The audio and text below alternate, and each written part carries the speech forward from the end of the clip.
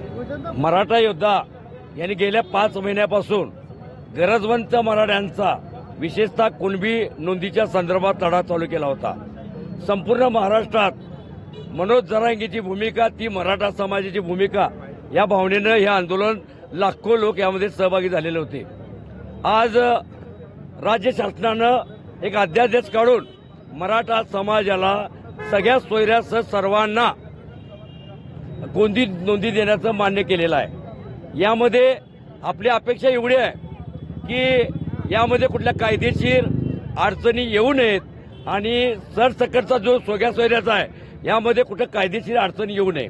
त्याचबरोबर जे आज मुख्यमंत्र्यांना सुद्धा आम्ही सांगितलेलं आहे, जो काही अध्यादेश काढलाय त्यामध्ये राज्य शासनानं कुठलाही खोट आणता कामा नये।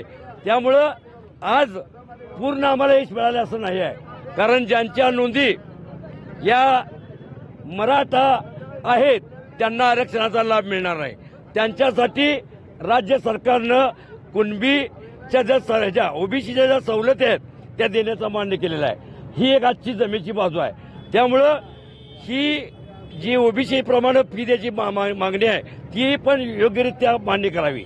आता राहिला प्रश्न सरसकट मराठ्यांच्या आरक्षणाचा, तो प्रश्न मात्र प्रलंबित आहे। ओबीसीमध्ये आता कुणबी गेलेले आहेत, त्यामुळे त्यांच्यासाठी राज्य शासनानं तातडीनं यामध्ये मराठ्यांना टिकणारं आरक्षण द्यावं आणि या अध्यादेशाचा मराठा समाज अभ्यास करत आहे। ज्या काही त्रुटी असतील त्या संदर्भात राज्य शासनानं लवकर निर्णय घ्यावा म्हणून आम्ही फारसा जल्लोष न करता जे काही त्रुटी आहेत कुठे राहता कामा नयेत यासाठी राज्य शासनाला सांगतो की परत आम्हाला मुंबईला यायला लावू नका।